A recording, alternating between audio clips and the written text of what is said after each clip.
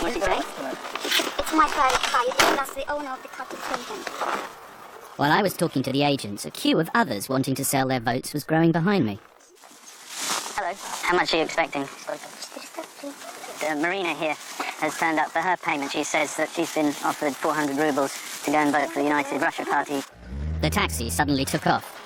Stop! The taxi did a U-turn to try and get away from us, hid behind these garages. They've still got Yulia, our student contact, in the car. Hey! Oi! You've got to let her go, okay? Let her go. You have no business holding her in this car. He locked the door. Yeah. What's he saying? Where are you from? We're from Britain. We're British television, Channel 4. Британское телевидение, 4-й канал. Yulia was driven away, so Pavel and I went to the offices where he writes his blog to try to contact her. Oh, Yulia.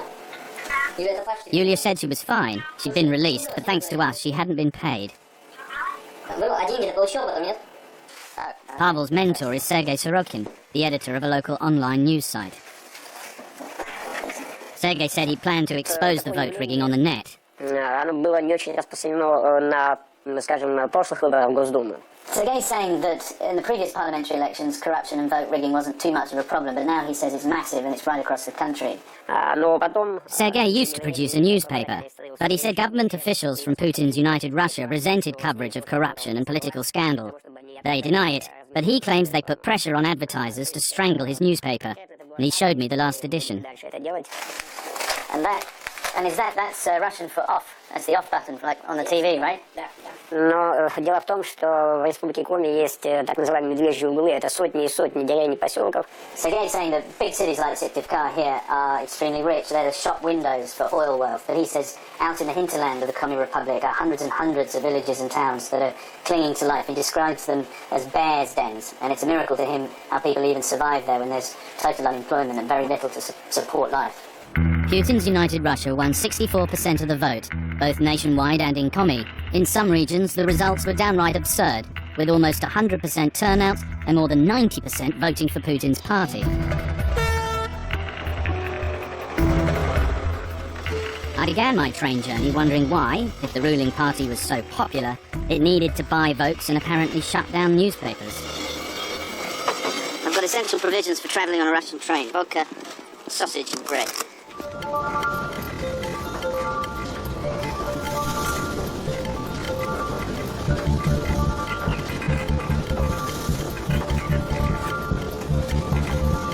This is the Republic's main artery, built to open up Russia's northern wilderness.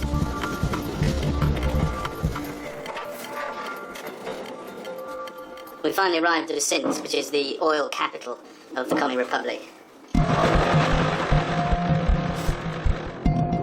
Oil is the lifeblood of Russia's booming economy. And this is the center of production for Lukoil, Russia's biggest oil company.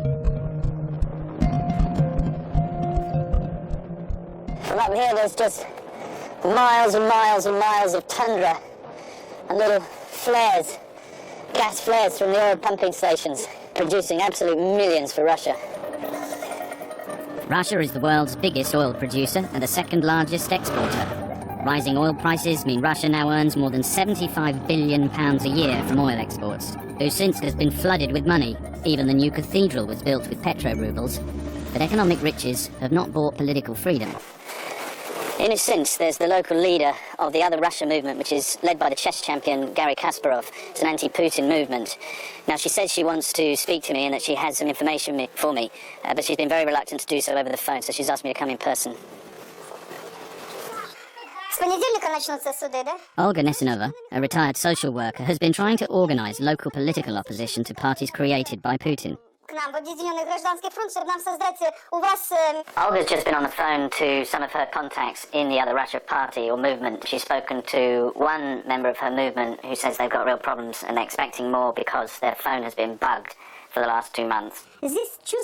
Olga said oppression was in the air, that you could feel it.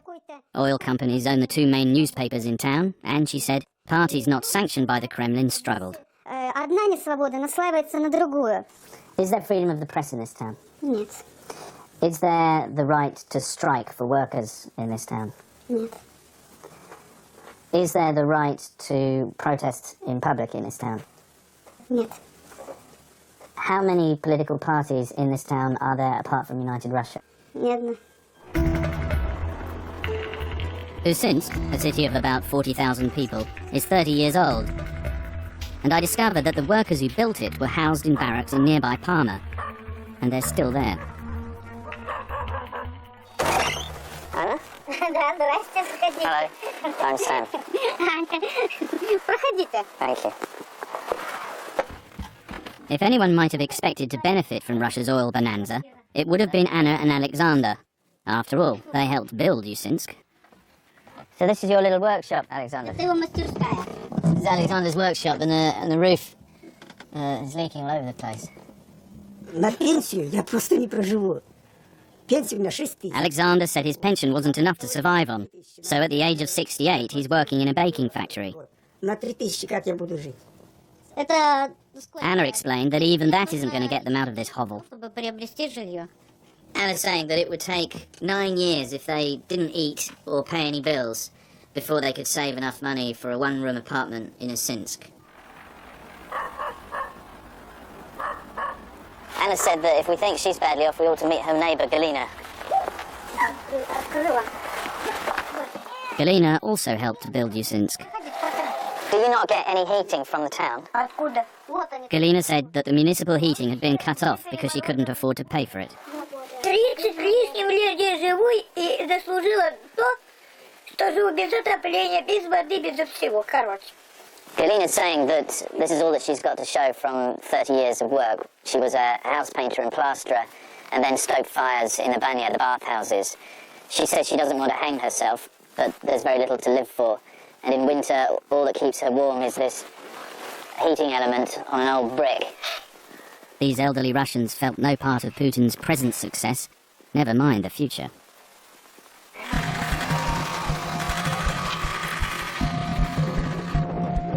And I found the further north I travelled, the more people said that Putin had failed them.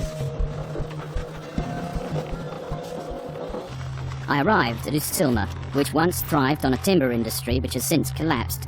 Today it faces unemployment of 40%. For all Putin's boasts of a successful Russia, a third of all deaths in the country are attributed to alcohol. Oil money hasn't flowed into this bleak landscape, which is one of the highest rates of alcoholism in Russia. This is Valery and this is Alexei. I've just bumped into them on the street. They both admit to being heavy drinkers. And they tell me they get their money for booze by making brooms for cleaning the streets. Жена умерла очень трагично. 12 февраля было 20 лет, тут она умерла. He lost his son in a house fire, who died of 70% burns not long ago. Then his first wife died, and his 22-year-old boy died actually in this kitchen after a drinking bout that lasted 7 months. Do you think things have got better in the last 8 years since Putin has been the president? Он не экономист, у него образования такого нету, он КГБ. Не ходил, не пойду, потому что я никому не верю, я только себе верю.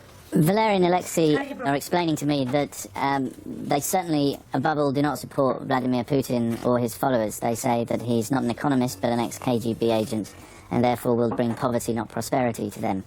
And Alexei even says that all the members of the Duma, the Russian parliament, should be hung from lampposts. As the alcohol pandemic gets worse, many Russians are turning to bizarre treatments. I'd heard that a local doctor had come to town with a miracle cure for despairing drunks and was treating them in the local school. There's no shortage of clients for Dr. Houdin's £20 treatment. This is Katya, she's 27. She's come here to see the doctor because she heard about him from a cousin. She drinks maximum, she says, of 3 or 4 bottles of vodka per day. Dr. Houdin's cure starts with a lecture. He then fires a light into his patient's eyes, gives them some prayers and a head rub, and sends them on their way with a bag of herbal tea. Dr. Houdin's patients said they'd lost everything to booze, some even the will to live. I travelled on to Izhmir, about 50 miles further north. Russia leads the world in suicide rates, and this town is one of the worst affected in the country. I went to meet youth worker Igor Kolisev to find out why. How many young people do you know who've taken their own lives? Я сразу на память могу назвать около 10. Плюс около 20 человек среднего и взрослого возраста. He personally knows 10 children and 20 adults just in this town that have killed themselves in the last few years. But why are young people up here quite so sad that they would kill themselves? Как получилось, что в газодобывающей республике сюда не проведен газ до сих пор?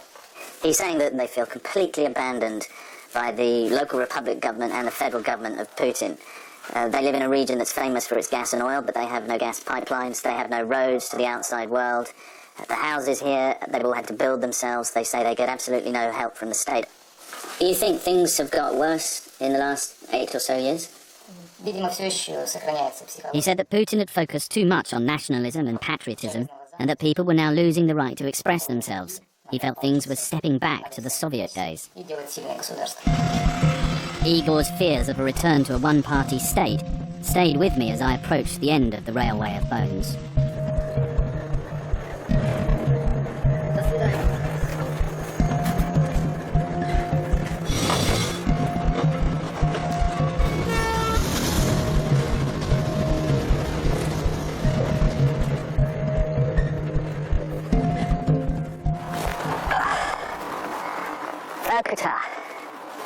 Last stop in the journey. This city was built entirely by Stalin's prisoners. Today, all supplies, including food, are brought in, and coal is taken out.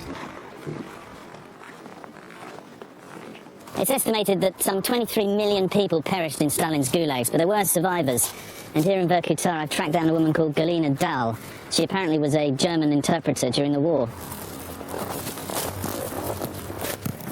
Thank you, danke schön.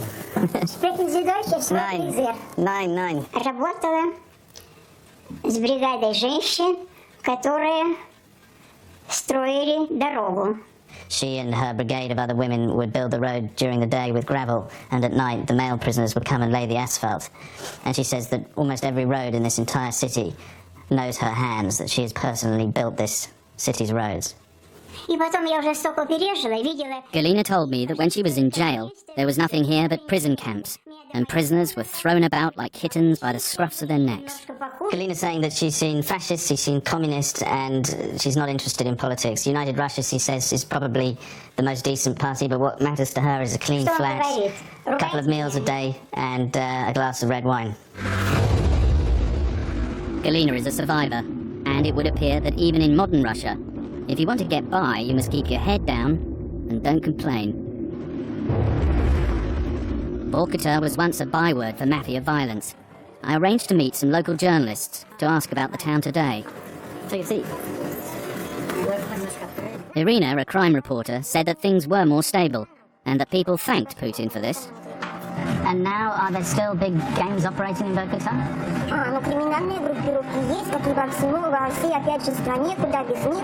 15 years ago, like it was across the rest of Russia, there was a lot of gang fighting for territory in Vorkuta. Now the criminal gangs have settled into more legitimate business and they don't rob and steal and blow people up and shoot each other anymore. And now to get a senior gangster killed, it would cost about $50,000. But for an ordinary civilian, it would be a lot less. I'd heard about one killing that was unlikely to have cost very much. The last 8 years of President Putin's rule has been a very dangerous time for investigative reporters. More than a dozen Russian journalists have been murdered, and none of those murders have been satisfactorily solved. But these killings haven't just been confined to journalists. Community activists have also died, and I'm on my way to visit the widower of a woman who was killed 2 years ago. Ludmila Zhirovlia campaigned against local authorities over price rises in rents and services. Ivan showed me where he found the body of his wife. So Ludmila was shot fighting her assailants through the door. In fact, as Ivan says, the door handle on the outer door was actually broken during the struggle. She was shot through the chest, and the side of her chest, and it exited the first round through her breast, and she fell on the floor here. It's believed she may have cried out because there's another round that finished her off. She was shot in the head. The killers moved on to her son Konstantin, who was 19. He was smothered and shot in the head. His blood still stains the mattress. Nothing was stolen from the